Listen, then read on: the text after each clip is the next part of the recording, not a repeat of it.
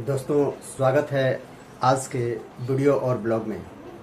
Video शुरू करने से पहले विभिन्न हुए कुछ शोध पर हम नज़र डालते हैं जो बोर्ड पर है। दोस्तों, ये फल और सब्जियों के सेवन से संबंधित एक शोध है जो आज का मेरा टॉपिक है, जिस पर मैं चर्चा करने जा रहा हूँ।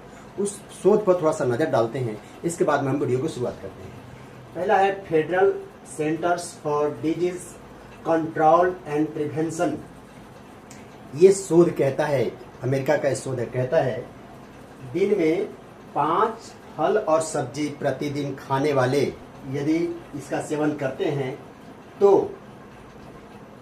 ब्लड शुगर यानी डायबिटीज की होने का खतरा 40% तक कम हो जाता है। दूसरा जो है Harvard medical school, medical school कहता है, उसका शोध कहता है कि यदि अपने भोजन में ज़्यादा से ज़्यादा मात्रा में फल और सब्जी को शामिल कर लिया जाए तो हार्ट अटैक होने के चांसेस 20% तक कम हो जाते हैं। तीसरा एक शोध है जो स्टेट यूनिवर्सिटी ऑफ न्यूयॉर्क कहता है कि ज़्यादा से ज़्यादा मात्रा में फल और सब्जी का सेवन करने वाले लोगों का वजन यदि ज़्यादा है तो ये बहुत तेज़ी से वजन घटता है, ये शोध कहता है। एक और शोध है जो बताता है कि ज़्यादातर फेफड़ा कैंसर से जो मौतें होती है वो किन लोगों की होती है, तो जो धूम्रपान बहुत ज़्यादा करते हैं। धूम्रपान ज़्यादा करने वाले लोगों को फेफड़ा के कैंसर से होने वाली मौतों में यदि फल और सब्जी को शामिल अपने भोजन में कर लिया जाए तो मौतों में 40% तक की कमी हो जाती है, ये शोध कहता है। एक अन्य शोध जो स्वीडिश अध्ययन है, ये कहता है कि दिन में केवल 2 फल और सब्जी का भी सेवन कर ली जाए, ताजे फल और सब्जी, तो कोलेट्रल कैंसर होने वाले जो 65% तक की कमी इसमें आ जाती है। एक अन्य शोध कहता है कि हम यदि ज़्यादा से ज़्यादा मात्रा में फल और सब्जी का सेवन करते हैं तो हमारे ब्लड में एंटीऑक्सीडेंट की ताकत, एंटीऑक्सीडेंट का स्ट्रेंथ ये 25% तक बढ़ जाता है। ये है आज का शोध। हम इस शोध पर इसलिए बात करने जा रहे हैं क्योंकि मेरा इम्पोर्टेंट टॉपिक है, इसी से संबंधित आज है। फ्रेंड्स नमस्कार, मैं Srinivas Singh, nutritional and wellness advisor. तो शुरू करते हैं आज का टॉपिक। एक बोर्ड पर मैंने एक लिखा है, उत्तम आहार भविष्य की दवा, balance diet as a future medicine. Friends, इसके पहले मैंने अपने वीडियो और ब्लॉग में बात किया था कि क्या भोजन ही वर्तमान में हमारा दुश्मन बन गया है, यानी हमें बीमार कर रहा है, जिस पर मैंने डिटेल से चर्चा किया था अपने वीडियो और ब्लॉग में। यदि आपने मेरा पिछला वीडियो और ब्लॉग अभी तक देखा या पढ़ा नहीं है तो मेरा रिक्वेस्ट है डिस्क्रिप्शन में दिए गए लिंक के माध्यम से उस टॉपिक को देख लें और पढ़ लें, ताकि आज का ये इम्पोर्टेंट जो टॉपिक है इसकी समझ आसानी से हो सके। दोस्तों, वीडियो शुरू करने से पहले मैं एक प्रश्न आपसे यदि पूछूं कि क्या भोजन यानी उत्तम आहार आने वाले सालों में भविष्य की दवा साबित हो सकती है, यानी हमारा बैलेंस डाइट फ्यूचर मेडिसिन का रूप ले सकता है? तो इसका उत्तर आपको चौंकने पर विवश कर देगा, क्योंकि इसका सही उत्तर है हाँ, फ्यूचर मेडिसिन हमारा बैलेंस डाइट ही बन सकता है आने वाले सालों में। दोस्तों, balance diet as a future medicine के बारे में थॉमस एडिसन का जो कहना है, मैं डायरेक्ट रूप से उनके कथन को कोट कर रहा हूं। ये कहते हैं कि भविष्य का डॉक्टर मरीज को कोई दवाई नहीं देगा। ये कहते हैं भविष्य का डॉक्टर मरीज को कोई दवाई नहीं देगा, बल्कि उसकी दिलचस्पी मानवीय पहलू से मरीज की देखभाल करने में होगी।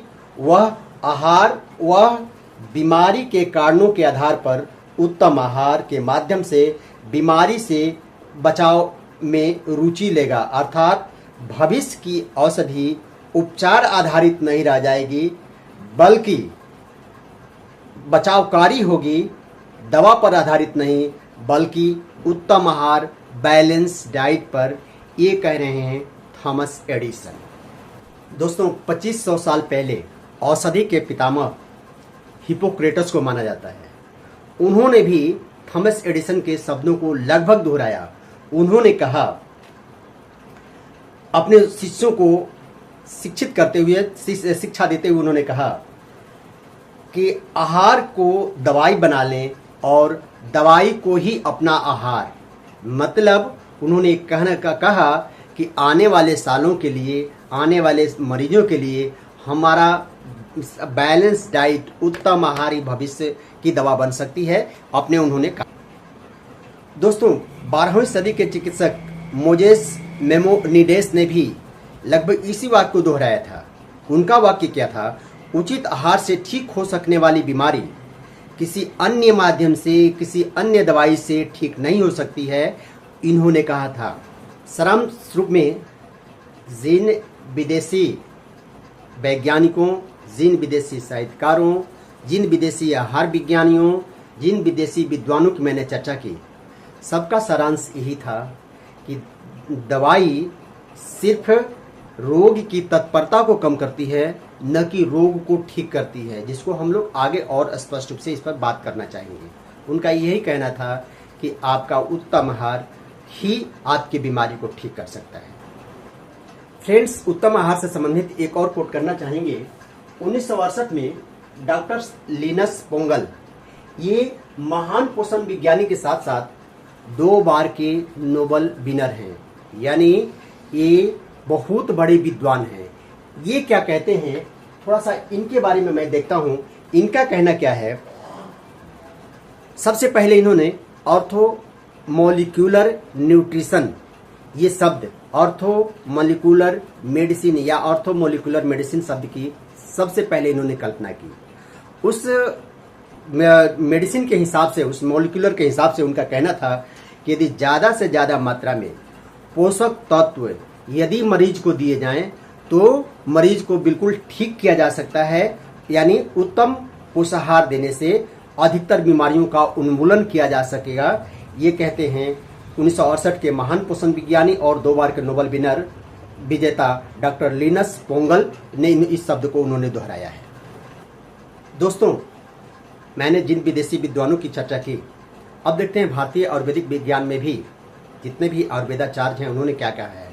उन्होंने हमारे विभिन्न बीमारियों का कारण शरीर में त्रिदोषों को बतलाया है, वात, कफ और पित्त। उनका कहना है कि इन तीनों में असंतुलन पैदा होने से शरीर में विभिन्न प्रकार की समस्याएं पैदा होती हैं।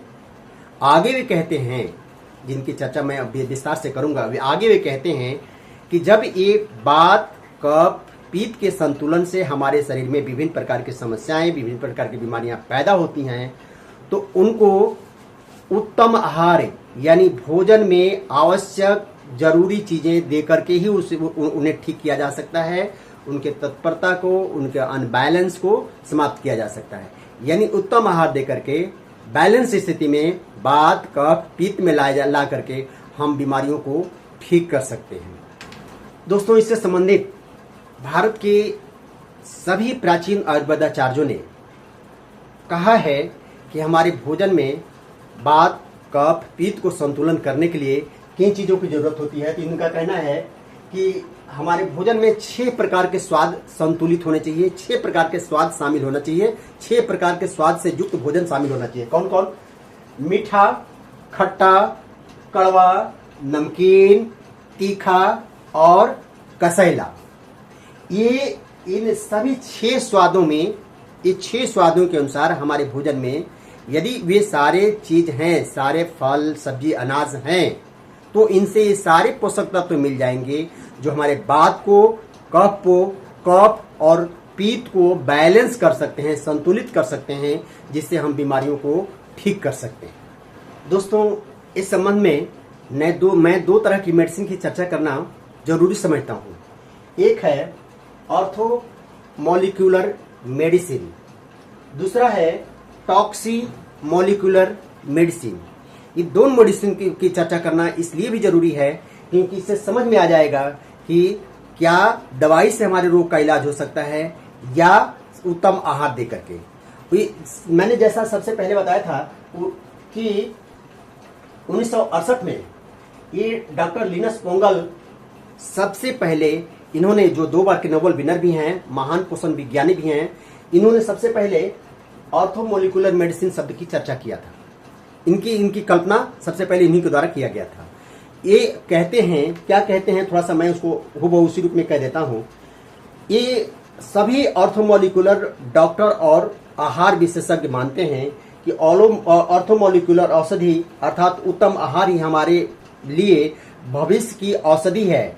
इनके अनुसार उत्तम आहार में vitamin, mineral, trace element, amino acids, enzyme, hormone आदि के द्वारा सभी communicable disease, non communicable disease मतलब संक्रमणीय बीमारी, नॉन संक्रमणीय बीमारी, जिसको हम कहते हैं गंभीर क्षयकारी बीमारी, क्रोनिक डिजेनरेटिव डिजीज, इन सभी का इलाज किया जा सकता है ऑर्थोमोलिकुलर मेडिसिन अर्थात न्यूट्रिशन से युक्त भोजन के द्वारा।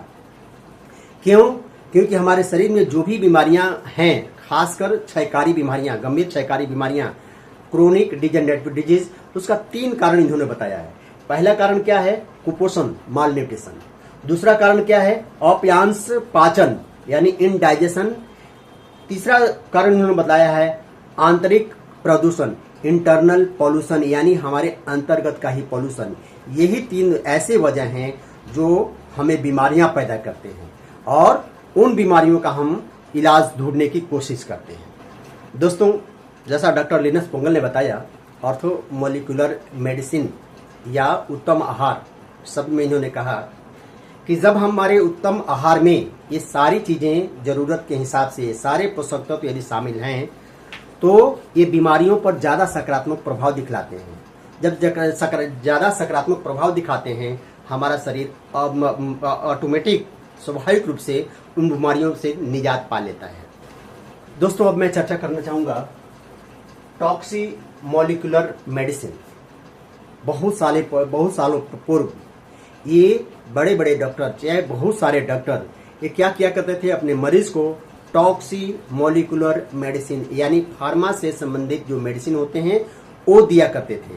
वे जानते थे कि ये बाह्य रसायन है जो बीमारियों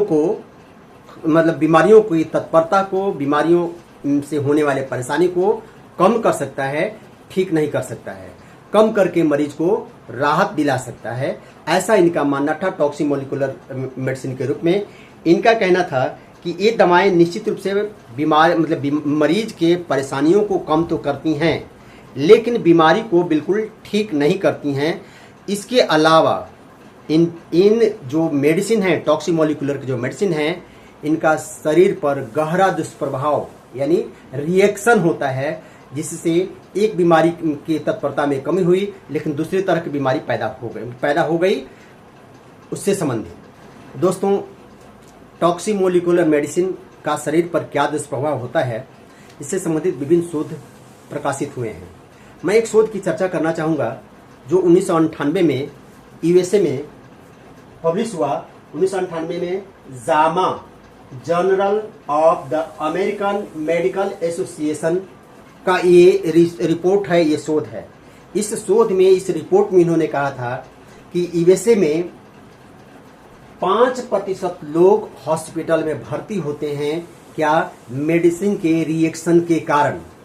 आश्चर्य की बात है कि इनका कहना है कि 1998 में 40 लाख लोग मेडिसिन के रिएक्शन के चलते हॉस्पिटल में भर्ती हुए, अस्पताल में भर्ती हुए, जिसमें 1 लाख से ज्यादा व्यक्ति मौत के मुंह में समा गए यानी मौत के शिकार हो गए।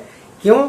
टॉक्सिमोलिकुलर मेडिसिन के बैड इफेक्ट के कारण, रिएक्शन के कारण। बहुत सारे विद्वान, बहुत सारे आहार विज्ञानी सारांश रूप में यही कहना चाहते हैं कि यदि इमरजेंसी और सर्जरी यदि 2A स्थिति है, इसमें ये टॉक्सिमोलिकुलर मेडिसिन निश्चित रूप से प्रभावकारी है। इसके अलावा जितने भी कम्युनिकेबल और नॉन कम्युनिकेबल डिजीज हैं उसमें बीमारियों की तत्परता भले ही कम किया जा सकता है, बीमारी को ठीक नहीं किया जा सकता है।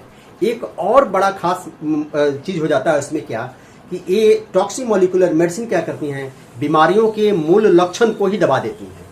मूल लक्षण को दबा देने से क्या होता है, बीमारियों का मूल कारण ही दब जाता है, जिससे डॉक्टर को परेशानी बढ़ जाती है क्योंकि दूसरा जब ये हो जाता है, मतलब दूसरा रोग हो जाता है, तो उनको ये जानना मुश्किल हो जाता है कि ये बीमारी का सही कारण क्या है, सही लक्षण क्या है, इसको वे नहीं जान पाते हैं। ये इसका बहुत बड़ा बैड इफेक्ट है टॉक्सिमोलिकुलर मेडिसिन का।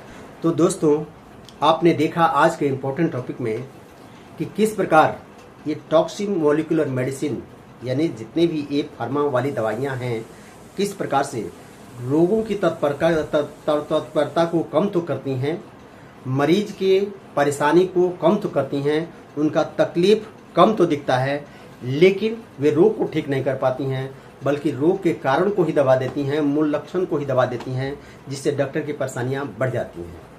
कहने का मतलब क्या है कि इन बीमारियों को ठीक करना है तो उत्तम आहार यानी बैलेंस डाइट बहुत ज़्यादा जरूरी है। इसको लेकर के बैलेंस डाइट क्यों जरूरी है? एक तरफ हम देखते हैं टॉक्सिमोलिकुलर जो विभिन्न प्रकार का शरीर में रिएक्शन पैदा करता है, एक तरफ देखते हैं ऑर्थोमोलिकुलर मेडिसिन, ये क्या करता है? रोग के कारण को समूल नष्ट कर देता है, शरीर अपने आप स्वस्थ होने के पोजीशन में आ जाता है, यानी शरीर खुद ब खुद बीमारी को भगा लेता है। सारांश में हम कह रहे हैं, कहना चाहते हैं कि आने वाले सालों में डॉक्टर भी इस बात पर विचार कर रहे हैं कि ये उत्तम आहार यानी बैलेंस डाइट भविष्य की दवा साबित हो सकती है।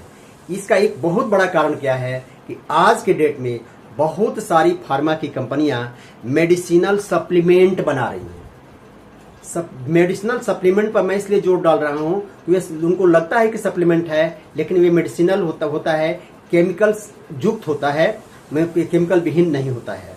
जिससे क्या होता है कि हो सकता है वो काम करता होगा शरीर में, लेकिन बहुत सारे तथ्य में उसका काम जितना करना चाहिए उतना नहीं हो पाता है। यानी अब डॉक्टर भी क्या करने लगे हैं, उसको प्रिस्क्राइब करने लगे हैं, सजेशन देने लगे हैं, मरीज को लिखने लगे हैं, लेने के लिए सलाह देने लगे हैं। यानी डॉक्टर इस बात को भी मानने लगे, फार्मा कंपनियां भी मान रही हैं, डॉक्टर भी इस बात को स्वीकार कर रहे हैं कि यदि मेडिसिनल सप्लीमेंट साथ में मेडिसिन के साथ में दिया जाए तो रोग के तत्परता को न केवल ठीक किया जा सकता है, कम किया जा सकता है, बल्कि हो सकता है कि आने वाले सालों में, आने वाले दिनों में, आने वाले महीनों में बीमारी को भी ठीक किया जा सकता है। तो फ्रेंड्स, आज का जो इम्पोर्टेंट टॉपिक है इसको हम यहीं समाप्त करेंगे। मिलेंगे अगले टॉपिक में, फिर एक नया टॉपिक में। उत्तम आहार क्या है, बैलेंस डाइट क्या है, न्यूट्रिशन क्या है, और वो हमारे शरीर को स्वस्थ होने में मदद कैसे करता है, इस इम्पोर्टेंट टॉपिक के साथ में हम मिलेंगे। तब तक के लिए आप स्वस्थ रहिए, मस्त रहिए, तंदुरुस्त रहिए। नमस्कार।